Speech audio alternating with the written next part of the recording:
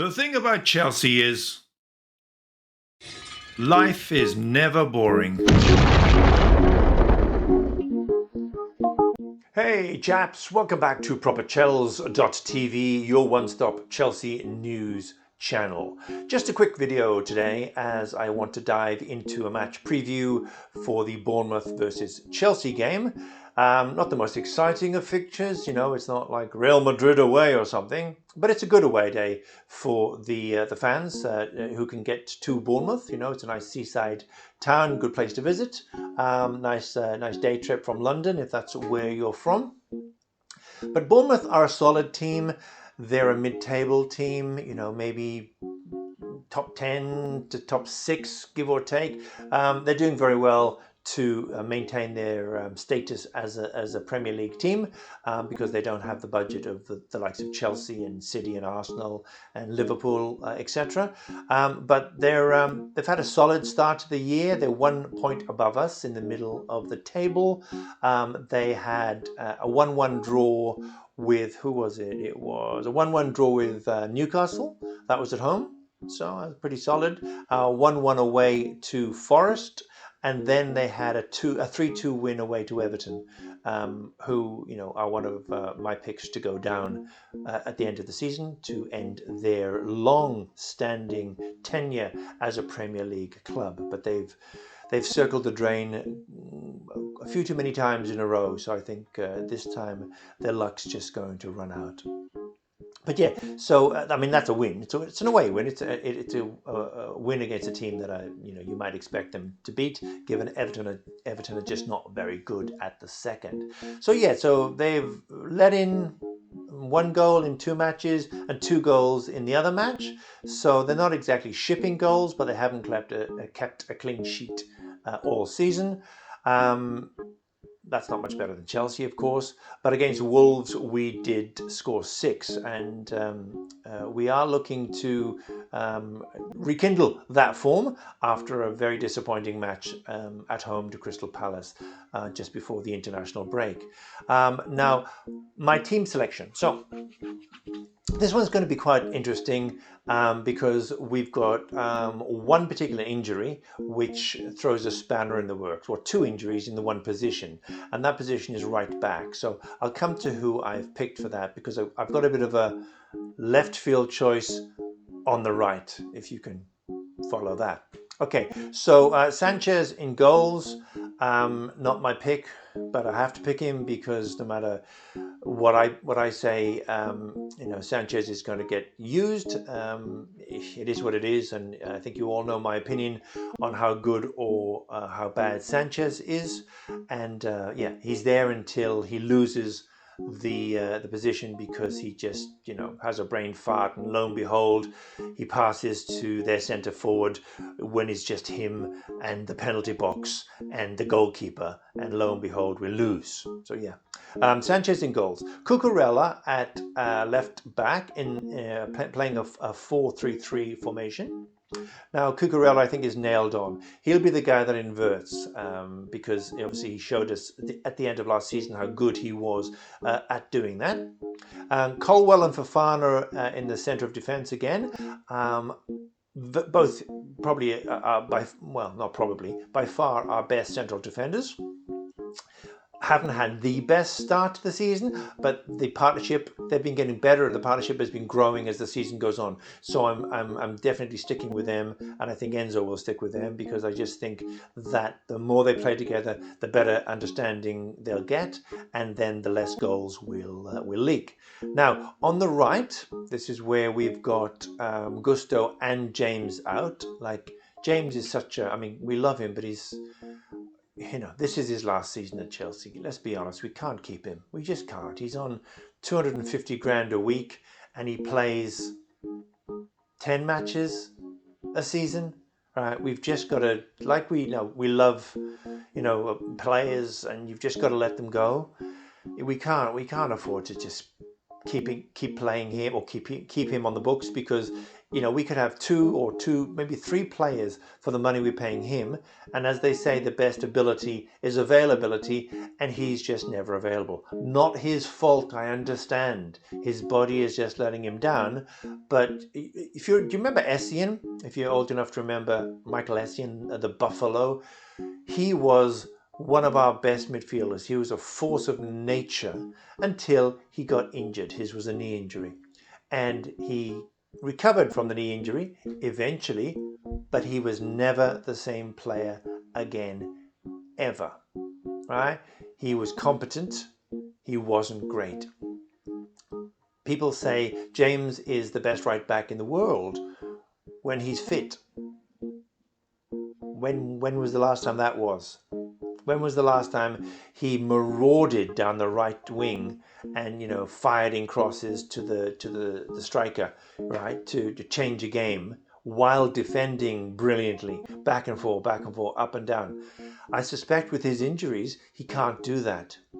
So if he's going to be a right back, he's got to be damn good at defending, because he isn't going to have the legs to bomb down the right wing as much as we would like him to. We fortunately got Gusto, who's kind of like a James Jr., if you will, because Gusto's only 20, and he's got a great right foot on him. He's got a good set of lungs. He can get up and down, up and down. So I honestly think that when James comes back, whenever that is, but when James comes back, he'll be lucky to get in the team, because I think Gusto will just make the position his own. Right? He has more versatility.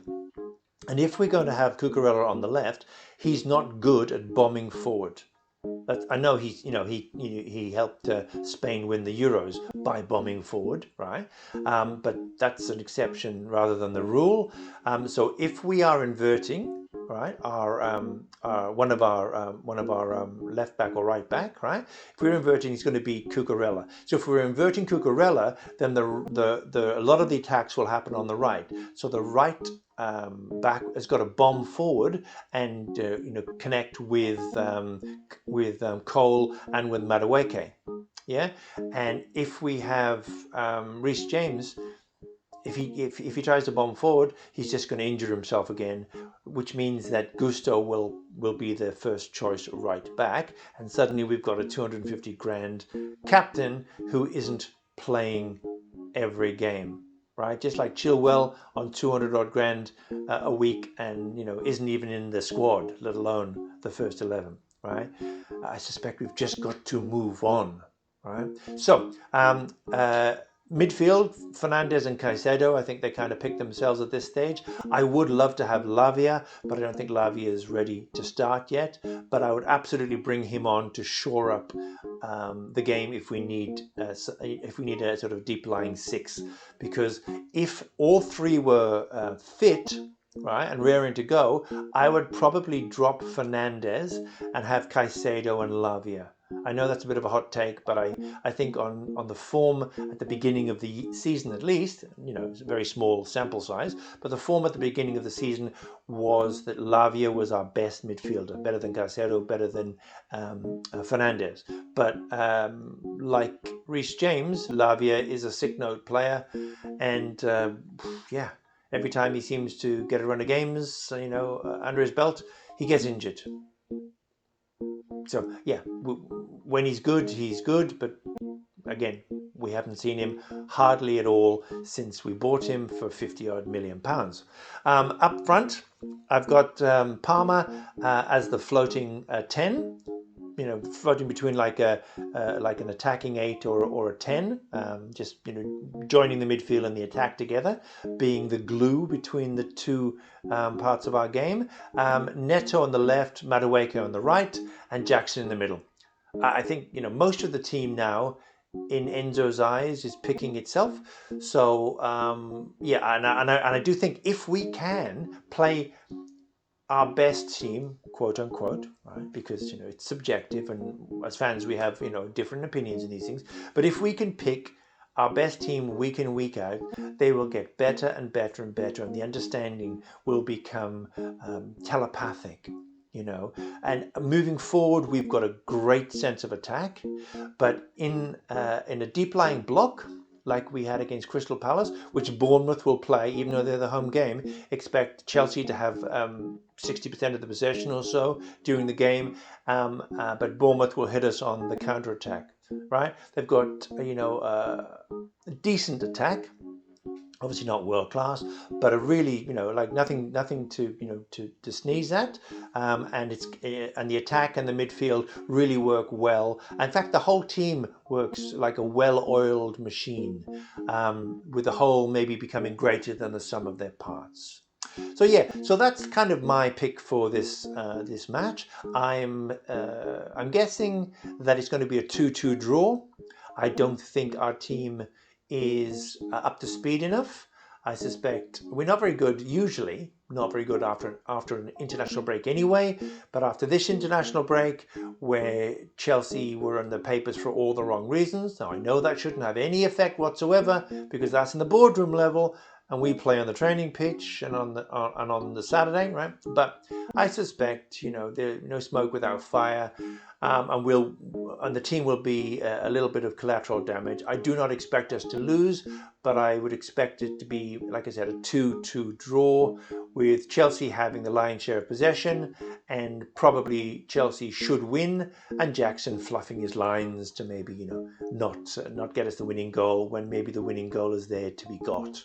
So yeah, okay, that's the team selection and the match prediction. I'm looking forward to the game, even though it's at a stupid time. I mean, what's with that? But anyway, thank you, Sky. But yeah, should be a fun game. Bournemouth, as I said, is always a fun ground to visit. It's not a big ground, but it's a fun ground to visit. Great atmosphere, and the Chelsea fans will be in great voice as always. Okay, then, that's all the news that's fit to print, and quite a bit that isn't. As always, thank you again for watching. Don't forget to like and subscribe, and God bless, look after yourselves, and I'll see you in the next one.